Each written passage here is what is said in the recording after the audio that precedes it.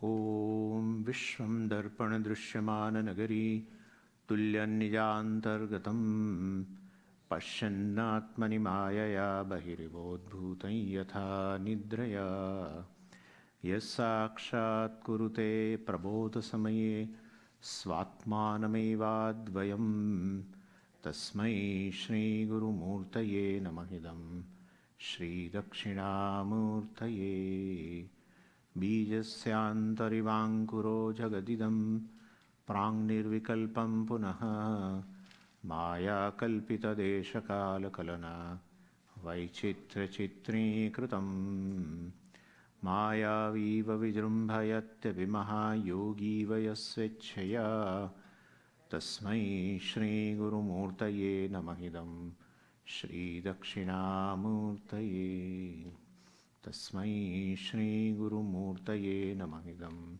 Shri Dakshinamurtaye Om Sahana Bhavatu Sahanau Bhunaktu Sahaviryam Karavavahai Tejasvinavadhitamastu ma vidvishavahai Om Shanti Shanti Shanti Sadashivasamarambham Shankaracharya Madhyamam Asmadacharya Paryantam Vande Guru Paramparam Om.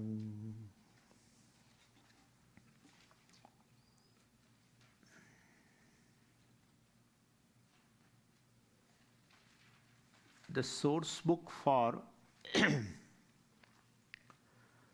knowing the self as it is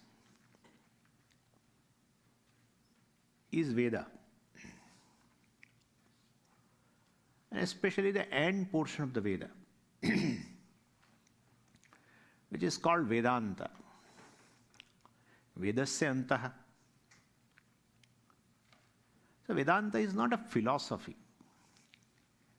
Vedanta means which is the end portion of the Veda called Upanishads, which gives you knowledge of the self as it is. Why should I know? That's what we will discuss. I know myself, I don't need you, Swami.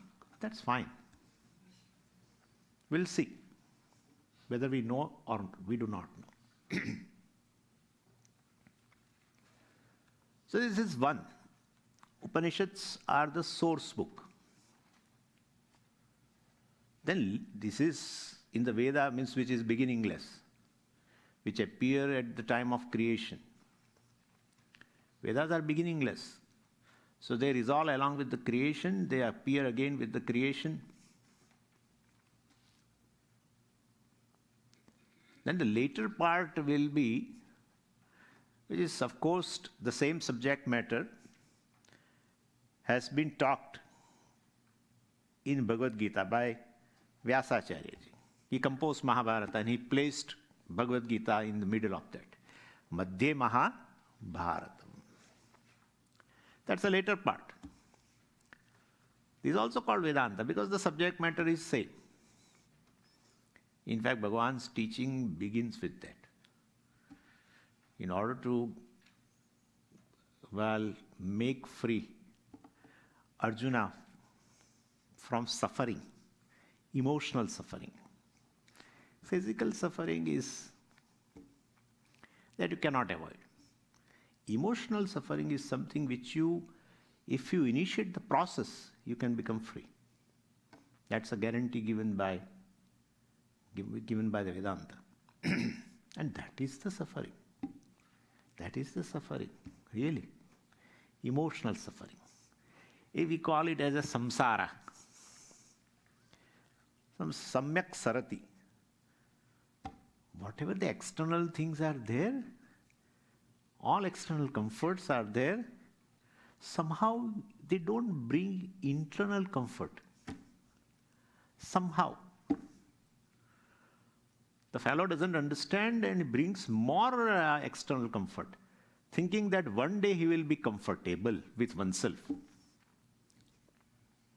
It doesn't happen. Anyway. So, Bhagavan starts with that.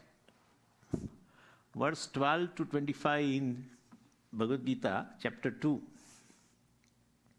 Starting from Natvevaham Jhatunasam Natvam Neme Janadipaha, etc., etc. Talks about the nature of individual, the self. This is second. First Upanishad, second Bhagavad Gita. Then Vyasacharya ji also thought that when we look into the different Upanishads, we find sometimes certain contradictory statements. They are not contradictory, but they appear contradictory. We will have to resolve. Because the person who wants to know the self in order to get rid of the samsara, well, if he goes there and he finds contradictory statements, he would definitely withdraw immediately. Because the means of knowledge itself is contradictory, then where will you rely? So Vyasacharya ji did a job of making a certain sutras whose subject matter is Atma, which is Brahman. We will see why Atma is Brahman, etc. There is a purpose. So called Brahma Sutra, whose subject matter is the self is Brahman, etc. These are the three pillars of Vedanta. Prasthanatrayi, Upanishad, Bhagavad Gita, and Brahma Sutra. Apart from this, there is a literature of Vedanta. And that literature is of twofold, where the same subject matter, Atma, etc., Atma is Brahman, that subject matter, is just presented. And in another form of literature, well, this same subject matter is presented with a lot of arguments. We call as a Prakarana Granthas.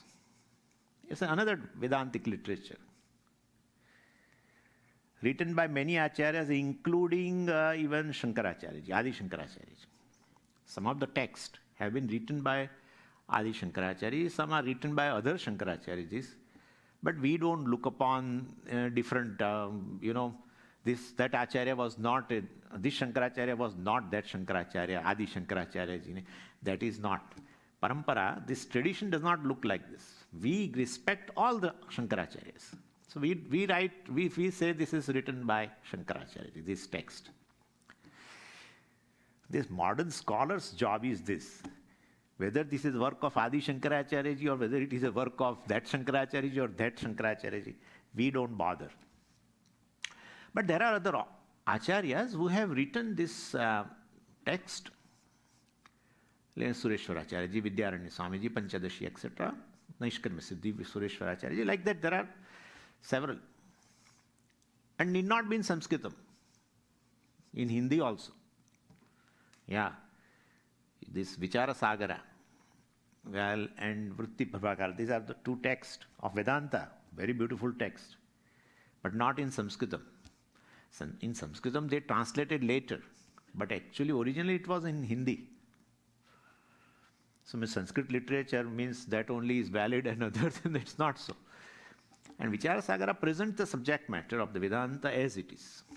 Vritti Prabhakara presents with a lot of arguments against other philosophers who have a different opinion regarding the nature of the self, etc. Anyway, and so in this Vedantic text called this treatise, Prakarana Grantha, our Aparokṣānubhūti also falls into that, written by original Shankaracharya, okay, Adi Shankaracharya. Aparokṣānubhūti. What is the subject matter? Self. No. Then you will just get up and go. Nothing is as relevant as Vedanta. Subject matter is this. What you want to be, you are. This is bombshell. Okay. What you want to be, you are. So here, this is a process of just a being, not becoming. I feel that in my life, I have to become something. I consider my life as a life of becoming. It says it's a life of being. Vedanta talks as a life of being, because what you want to be, what you want to become, you already are. That is what Mahavakya says, Tattvamasi. That you are, right? You are that. Most of the people's life it's like a snowballing. Yeah. Once it starts rolling down, it collects more and more snow and becomes big.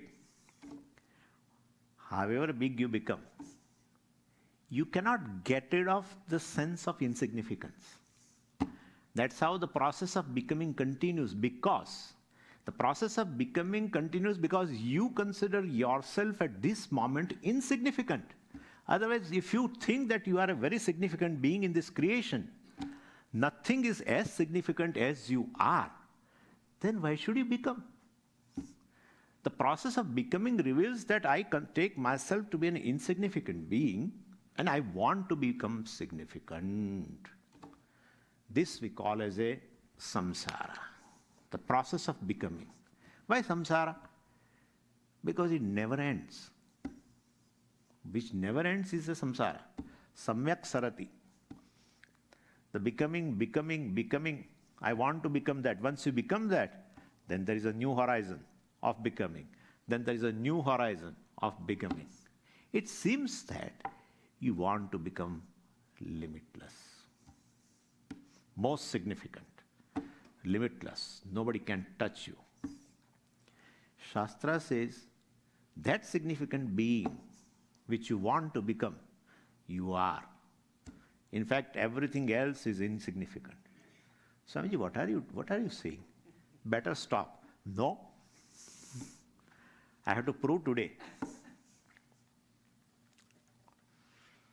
So we'll begin process of self-enquiry. That will begin after some time. Anyway, so this is the subject matter of the Vedanta. But before we do that, I would like to prove this thing in a simple manner, that what I want to become, I am. That is a possibility at this moment for you. Let it be like this. See, the human being is self-conscious, conscious of oneself totally. Being conscious of oneself, he judges himself, herself totally, and judges the world also. This facility is not there in other animals and other creatures, because they are not self-conscious totally. They are self-conscious to an extent to propagate species, etc. That is there, but not more than that. Their consciousness, is as though inhibited. We have an uninhibited consciousness. So totally we are aware of ourselves, as well. That's how we wear even clothes. The animals do not wear clothes because they don't have that much self-consciousness.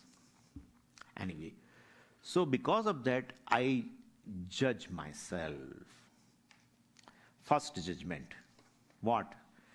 I see myself, or I judge myself as a mortal being who has a limited existence. Right? Everyone knows.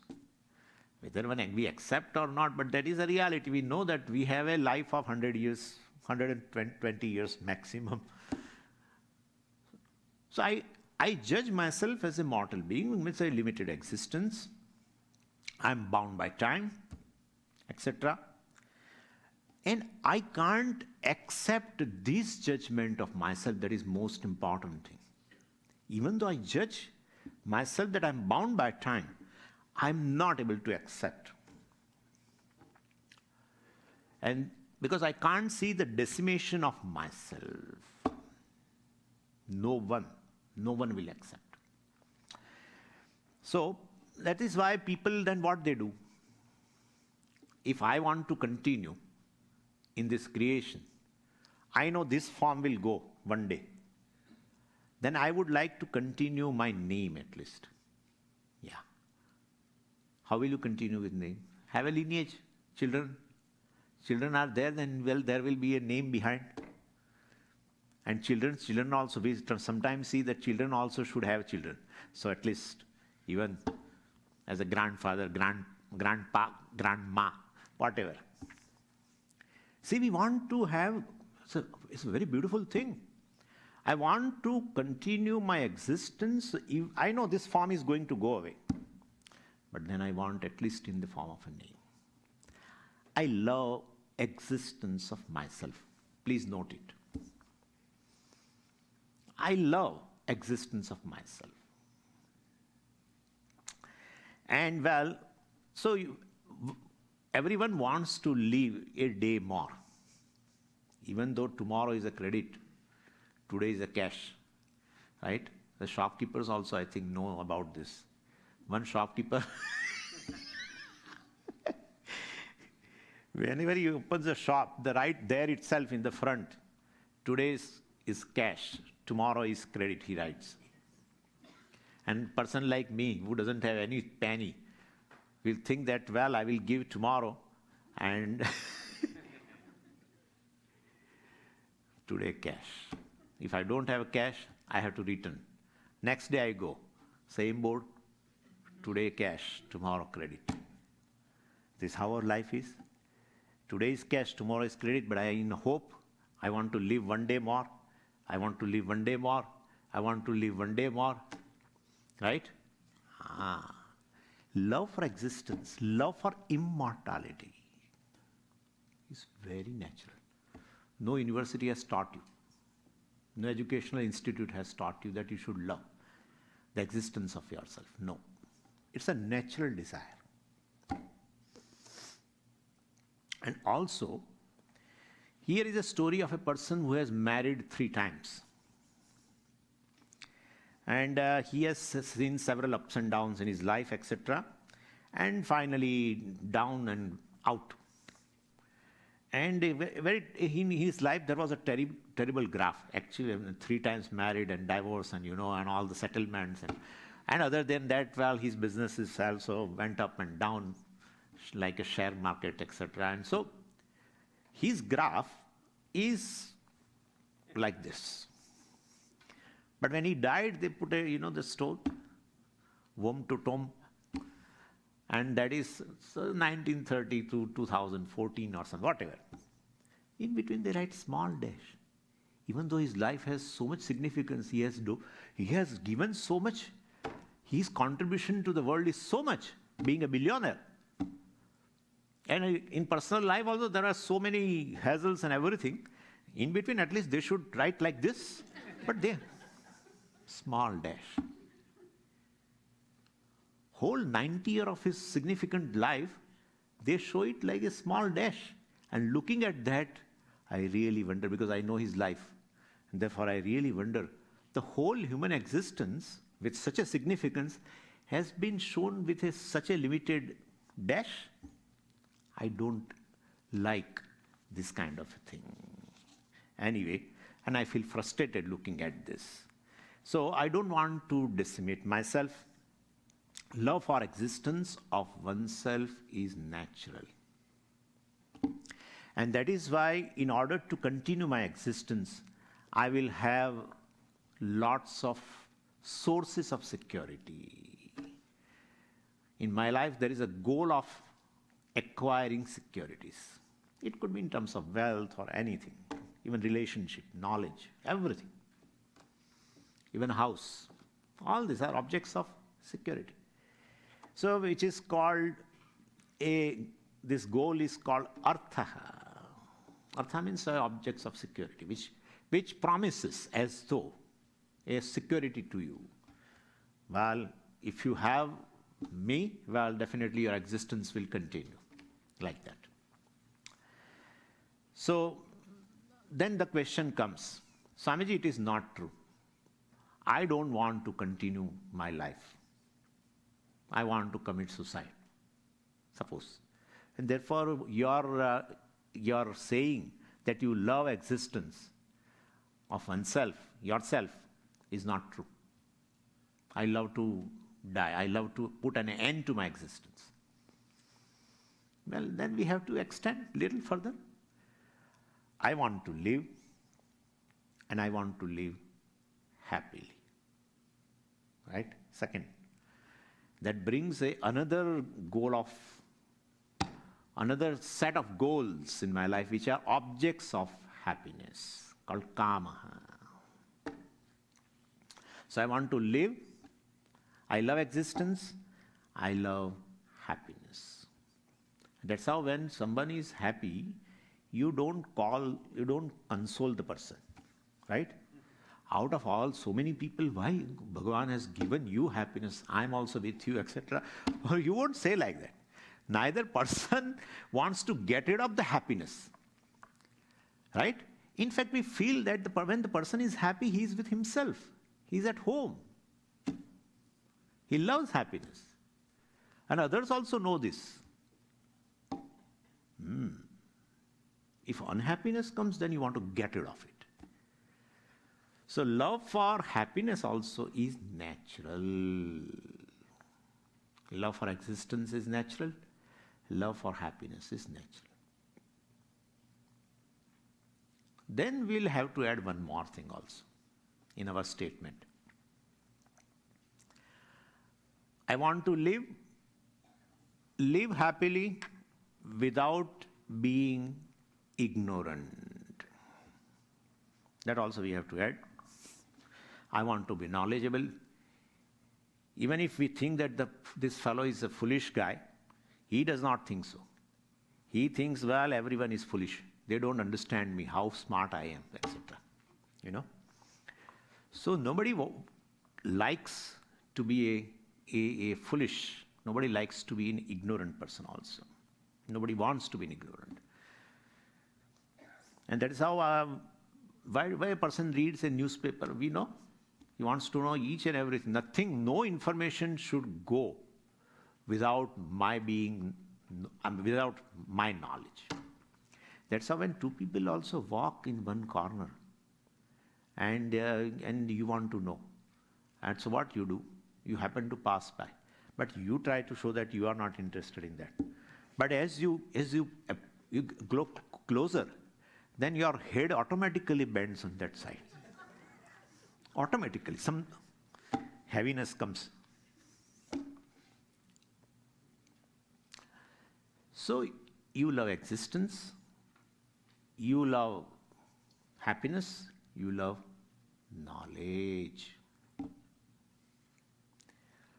In fact, if you want your partner, spouse, you don't do that, but I'm just saying, to miss her sleep, then you just tell in the night before sleep that, well, honey, I have some secret to tell you. That's it. Okay, tell. I will tell you tomorrow. That's it. In middle of night, she will wake you up. And she will ask, is it about my brother or is it about my mother? Please tell something. No, I will tell you tomorrow morning. She could not sleep, or he could not sleep, either. You can understand. Love for knowledge, love for knowing. I don't want an iota of ignorance in me. So I want to live happily and without being ignorant. All our pursuits of artha, kama and dharma are included. Right? Artha, objects of security. Why? I want to be immortal. I want to live more. And I love happiness. So those objects of happiness, which are promising to me happiness, well, I want them also. That also became a set of goals for me. And dharma, of course, in terms of punya also, not only in this life, in next life also, in next life also, in any other place, once I leave the body, any 5 believers of the next birth, well, I want there also, right? Objects of security and pleasure. That's how people do a lot of punya karma also, dharma. So artha, kama, dharma, all our pursuits are basically because of this natural desire. Love for existence, love for knowledge, love for happiness. Now question. Okay, you want to live happily without being ignorant. Good. But how long would you like to live, well, that way? Well, today, tomorrow? No, both. Okay, day after tomorrow? No, day after tomorrow also. Oh, means I want to live happily without being ignorant all the time, always. Right? Then where do you want to be happy person? At home or outside the home? No, at both the places. He shouts. First, I want to be happy, comfortable in my home itself and outside also. So please remember, I am taking each factor first time, now place. I want to live happily without being ignorant. When? Always. Where? All the places. And while you want to be happy, relating to whom? Relating to your children, you want to be happy. Relating to your spouse, you want to be happy. Relating to neighbor, you want to be happy. You just select one of that. No. Relating to all, I want to be happy. So this person loves existence of oneself, loves happiness, loves knowledge, seems to be permanently. Remember my yesterday's talk? You are really in search of something permanent, not impermanent. Something reliable. This is a human heart. It's not cultivated desire. That's how Vedanta sneaks in. We are promising something reliable and permanent. World promises you something unreliable and impermanent. World being within the carpet of time and space.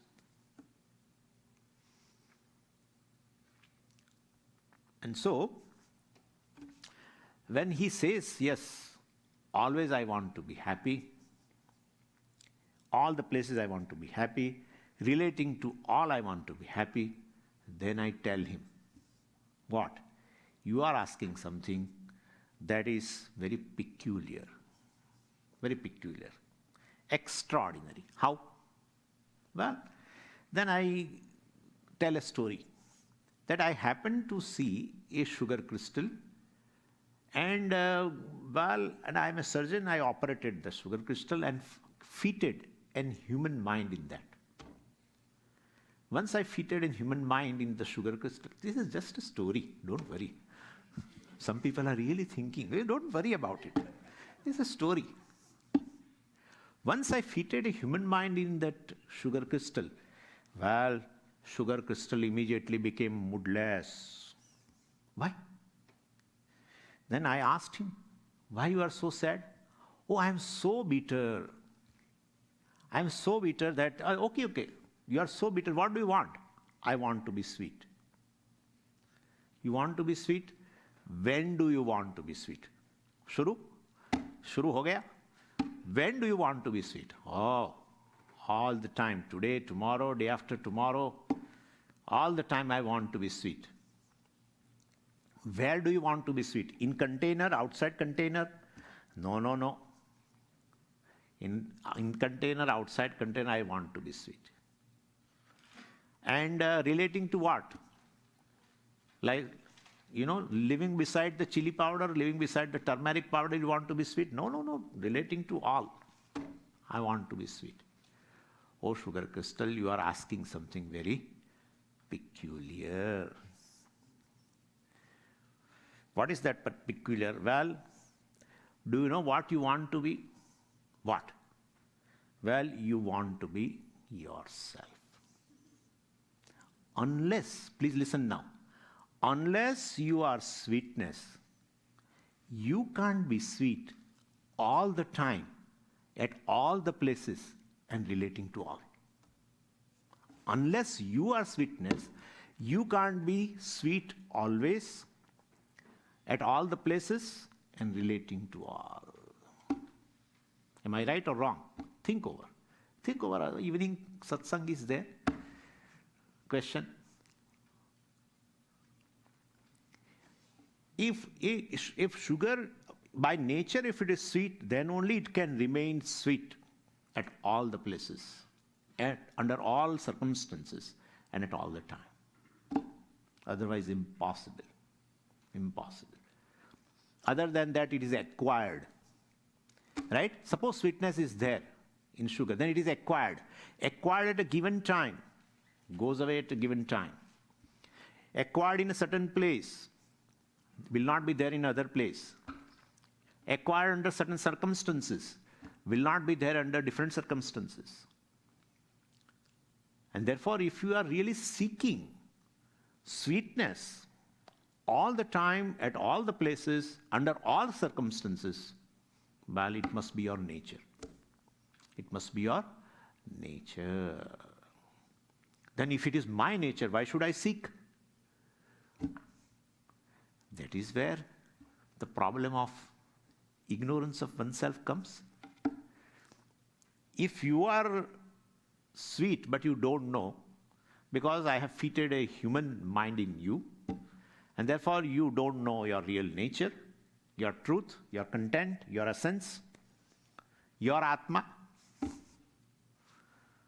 and then you take yourself to be different from what you are. That is, you take yourself to be bitter and search for the sweetness at all places, all time, and under all circumstances. And therefore, well, what you want to be, oh dear sugar crystal, that you are. That's what Vedanta says. What you want to be, you are. What are you talking? You love to exist, right? You want an existence to oneself all the time. You love existence, happiness, etc. all the time, at all places. You want to be happy at all the places. You want to be knowledgeable at all the places. You want to be knowledgeable at all time. You want to be knowledgeable with any group. In any group he wants to at least boast. One thing he will not miss, that he is a knowledgeable. He will not. Other people are speaking, he will not allow.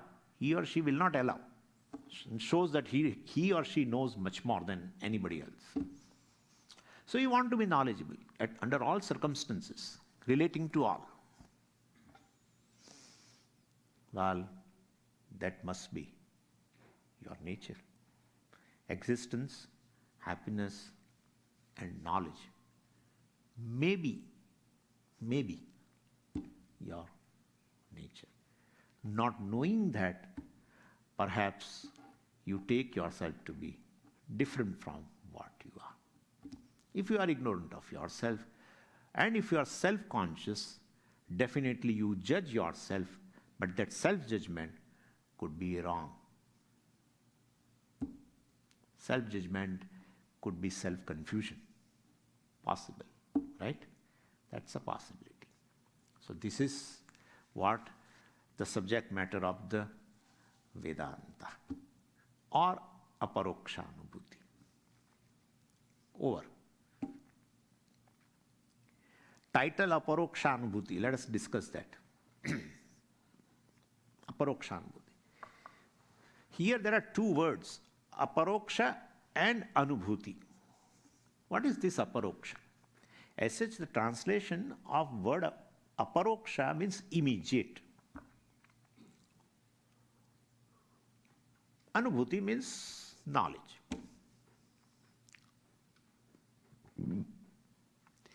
See, the human being is given a certain means of knowing.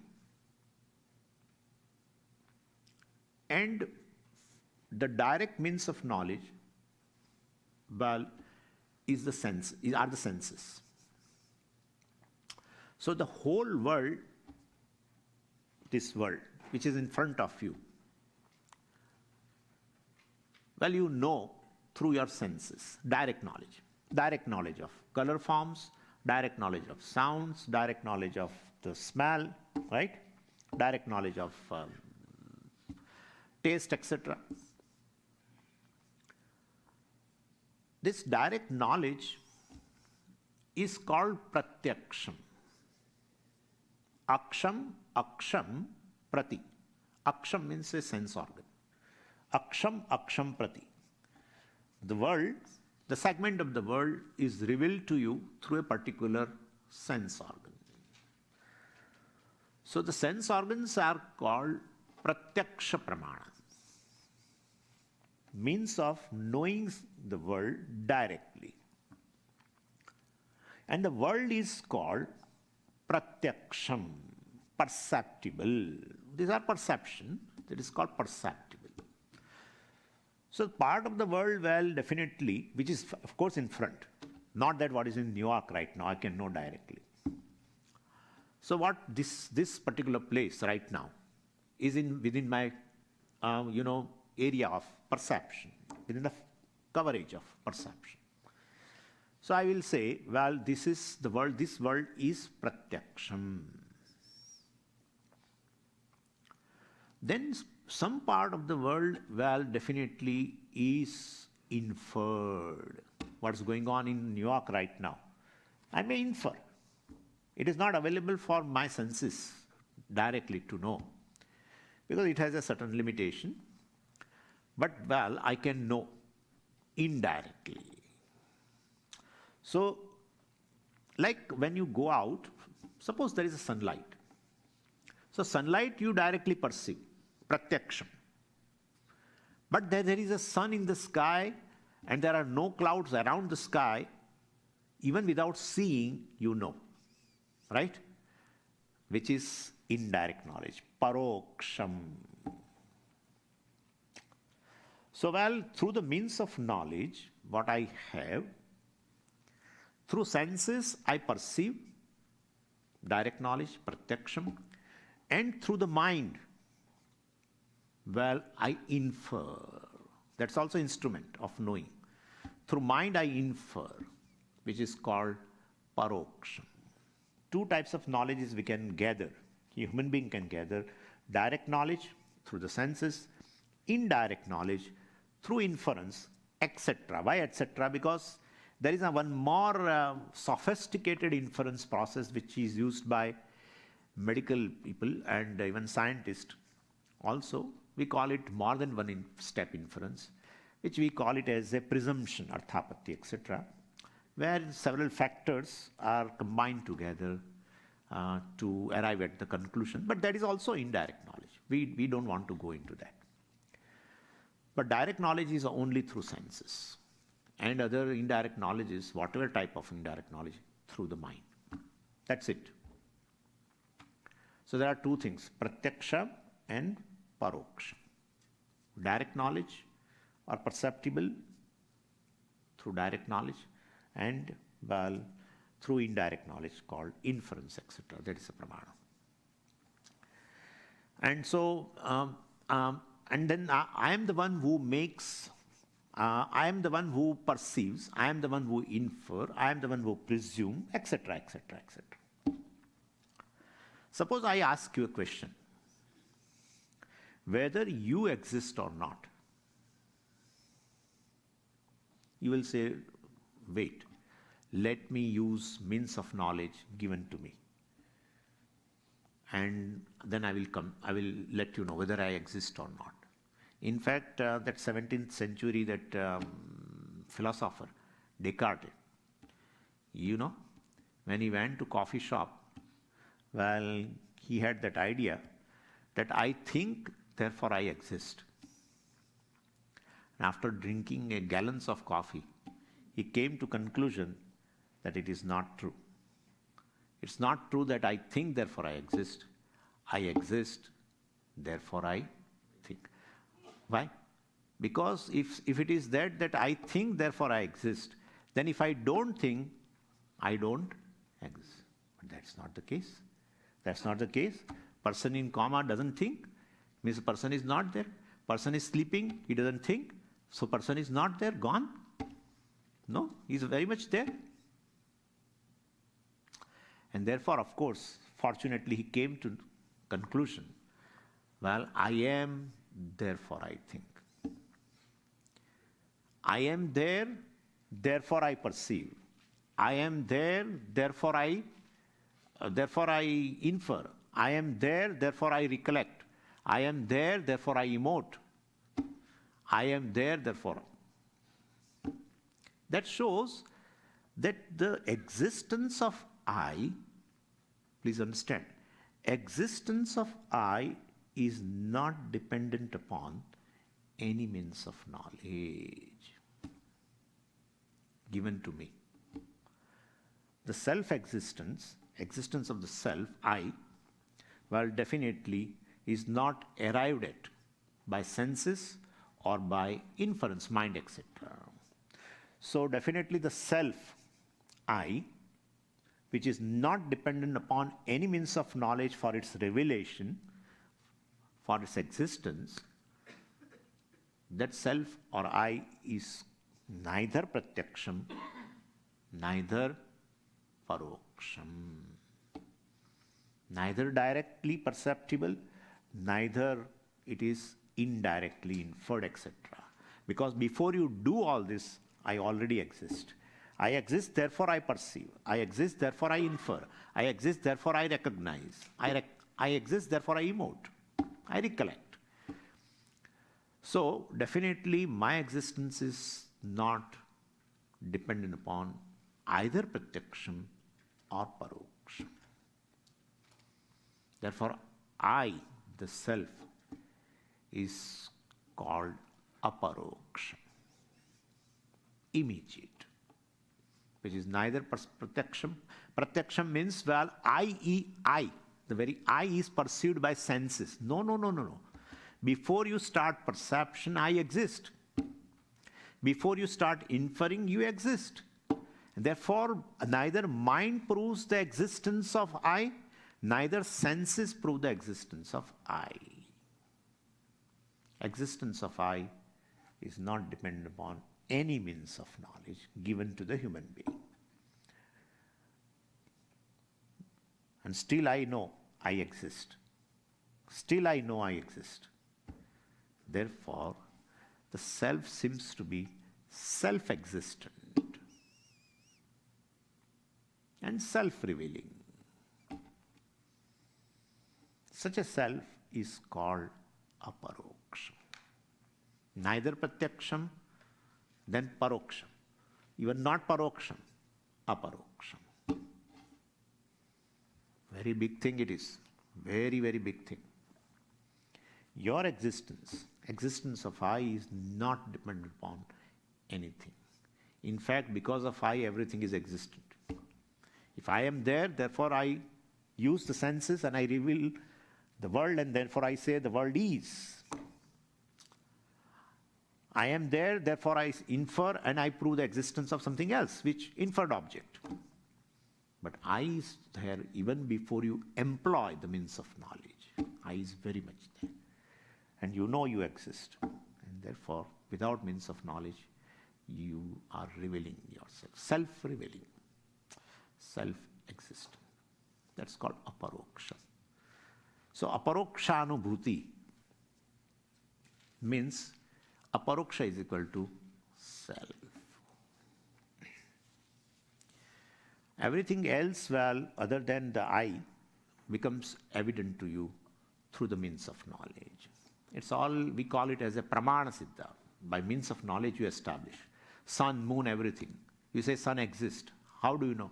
Well, you see or you infer. Either. Some means of knowledge you have to use to establish the existence of everything other than yourself.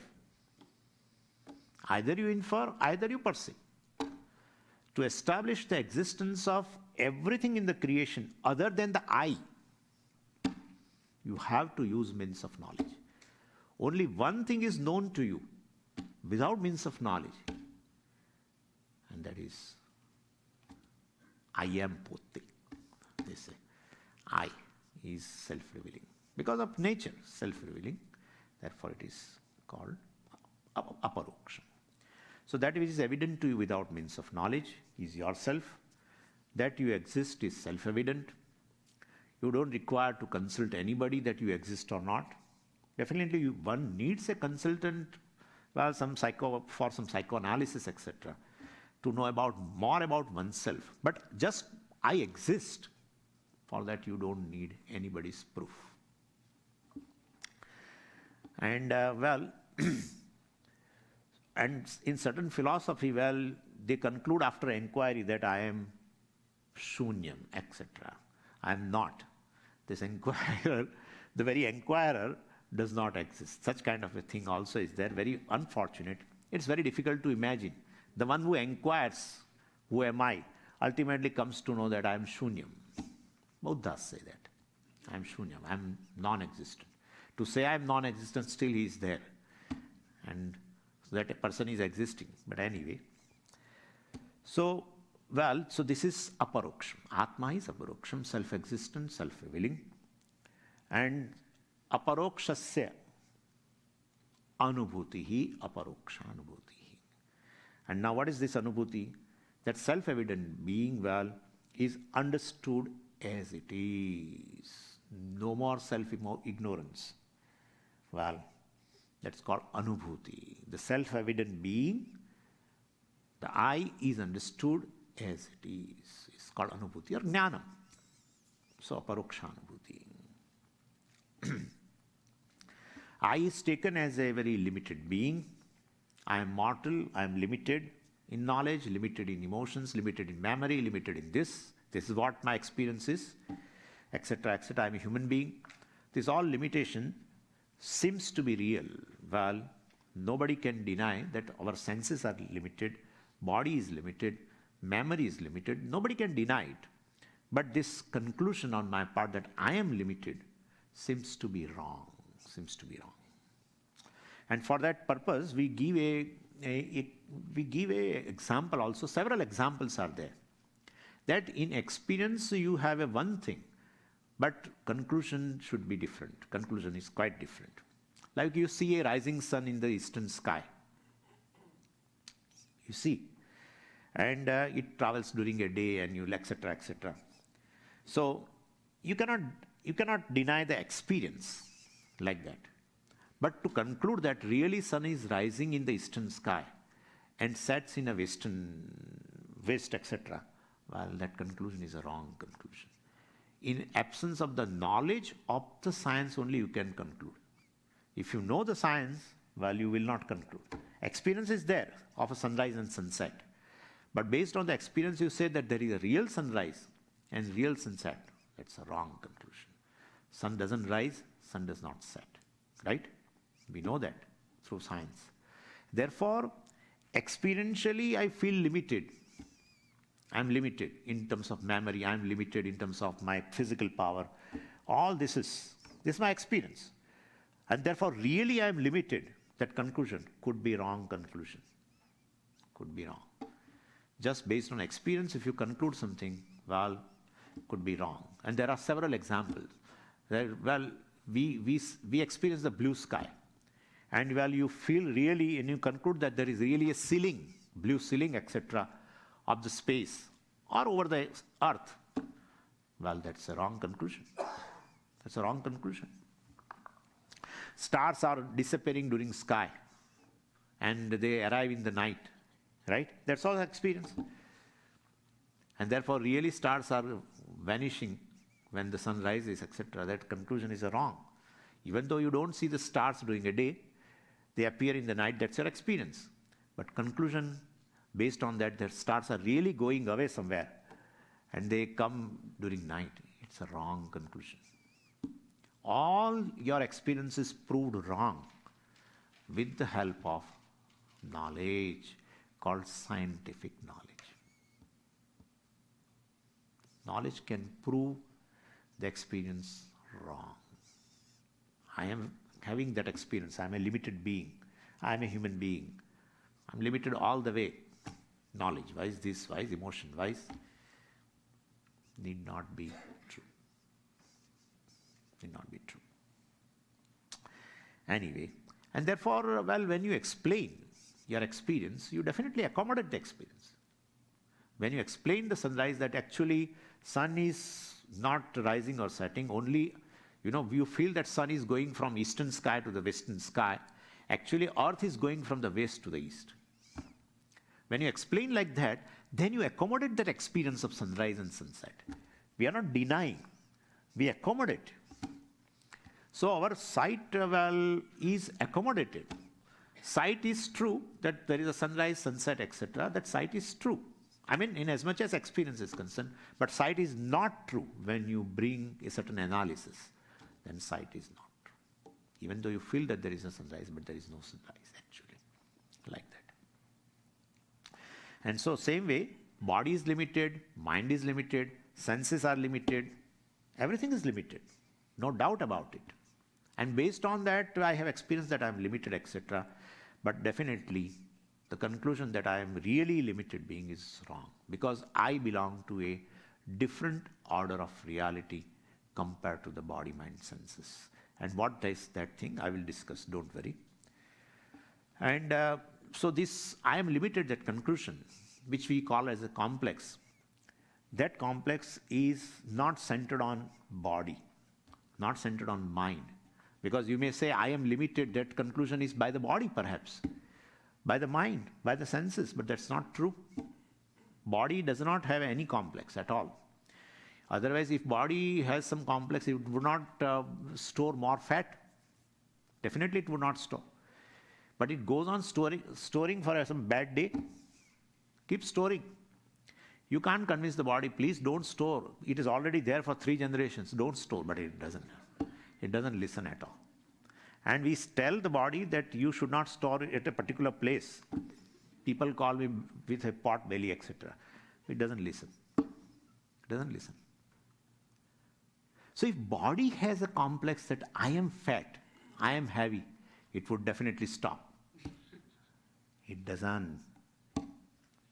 So I am limited, that conclusion is not based on the body. It is centered on I. Wrong conclusion is centered on I. Skin does not have a conclusion that I am black or white, whatever. I have a conclusion that I am black or I am white, whatever. Mind doesn't have a conclusion at all. No such conclusion takes place in the mind. Mind is actually, it's like a river, continuous flow of thought. It's really not there. It's really not there next moment to conclude. Every moment it is changing. Every moment. Yesterday only we talked. Continuously thoughts are generated. This is what the mind is. And when it gets tired, it sleeps. So at what time he concludes? No, he doesn't conclude at all. Neither mind concludes, neither senses conclude, neither eyes conclude. Eyes do not conclude, oh, I'm very beautiful. I am Meenakshi. No, I am Meenakshi. That doesn't conclude. All conclusions centered on I, with a wrong understanding, perhaps wrong understanding, that I am body, I am mind, I am senses. Body doesn't conclude. Body has no conclusion, no complex. Conclusion is complex. No. And even other than human being also, no one has this kind of a complexes. Human being is sad just because of his own conclusions, self-conclusions, complexes. Even Indian monkeys, they are conscious being, but they don't have this conclusion that we have a black face or something. They don't. And therefore, this is the Arabian horses. Somebody told me, Arabian horses, well, they do not join jihad, right? They don't join. Could you follow what I'm saying? We belong to a so-and-so religious group or that or this. They don't. Human being has, staying in that gulf. He may have, but this will not have. Anyway, all animals are happy being what they are. No conclusion about oneself. Why? I told you first, human being has uninhibited consciousness. He is totally conscious of oneself. So based on body he concludes, based on mind he concludes, based on memory he concludes, based on his emotion he concludes, based on his senses he concludes, based on his hunger and thirst he concludes. Such uninhibited consciousness is not there in animals and other creatures, neither in the plants. So that's how they are happy being what they are. They don't have this kind of issue of, mood, etc. No. So human being is a little funny. All human problems are centered on I. Confused I, all the issues. Resolve confusions, no problem. That's what Vedanta promises. Don't think Vedanta solves the problem. Vedanta says, really the I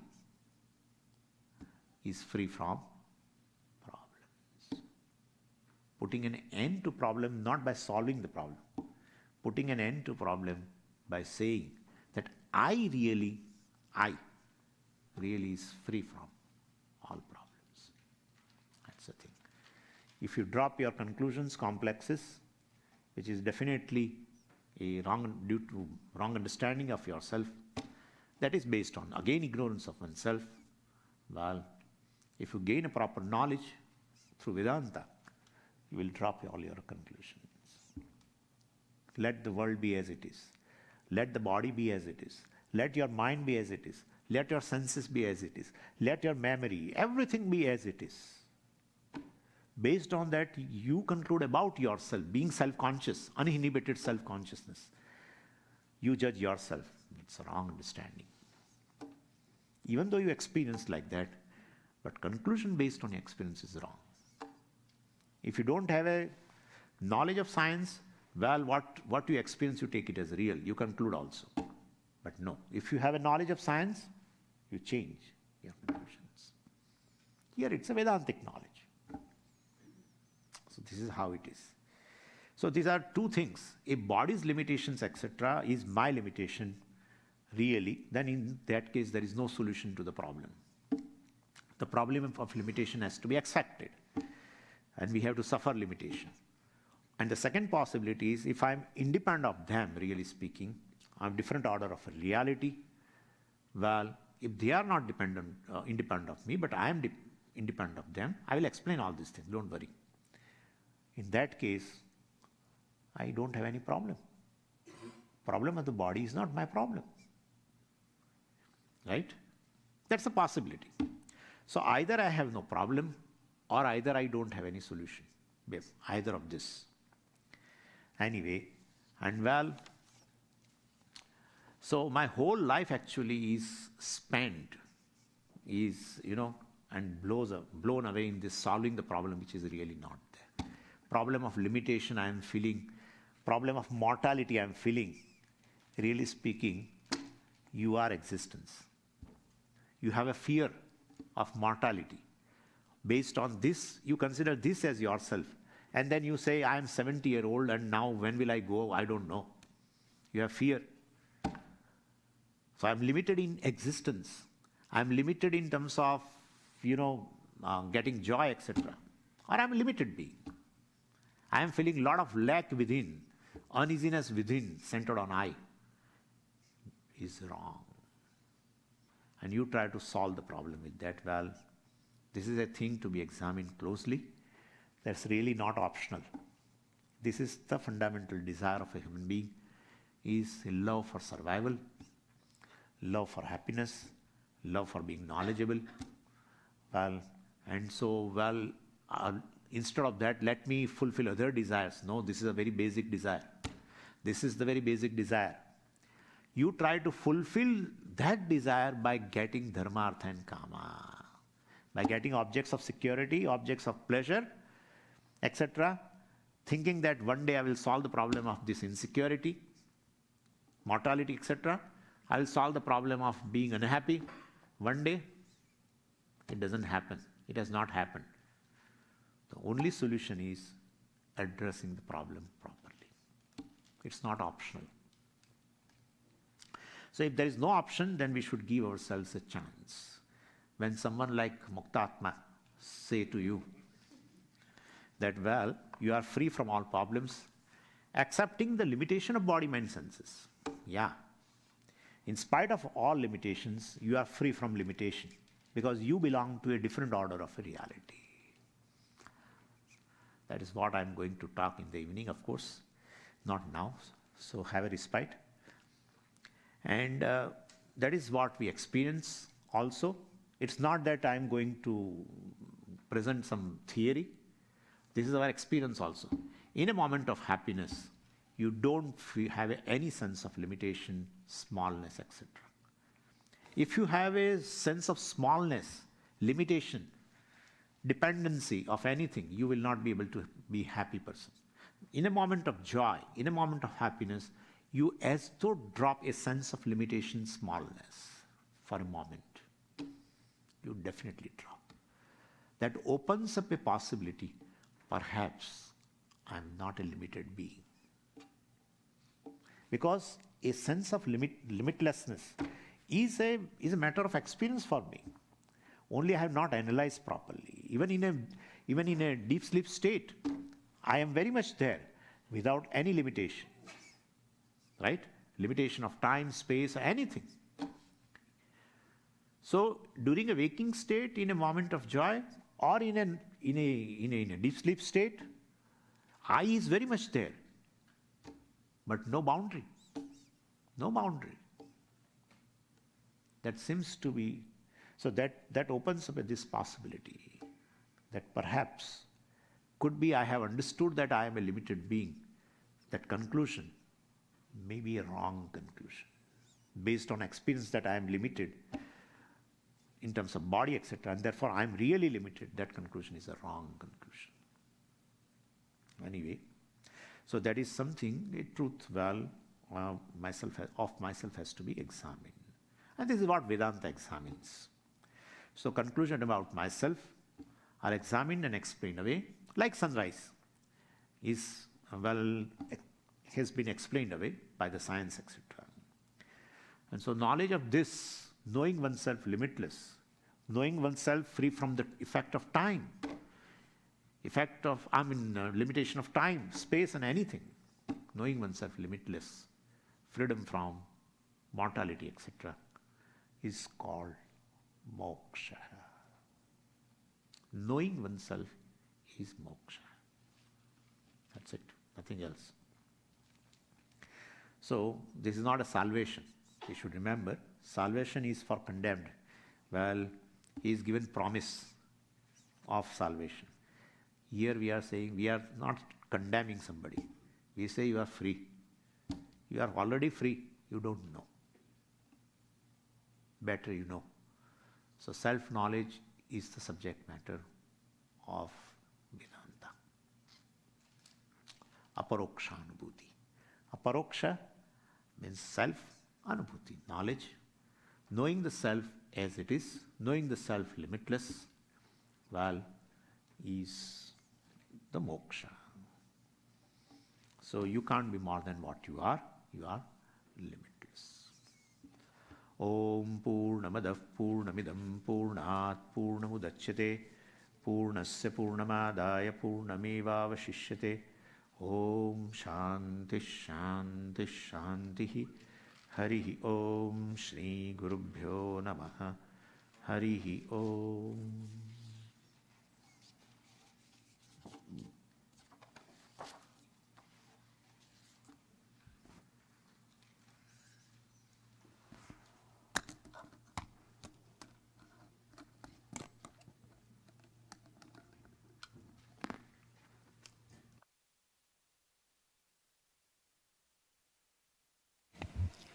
Namaste.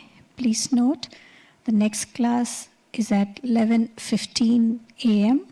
There's a bhajan class, and 3:15 p.m. there will be Vedic chanting class, and Swamiji's next class would be at 4:30 p.m. and satsang is at 7:30 p.m. Thank you.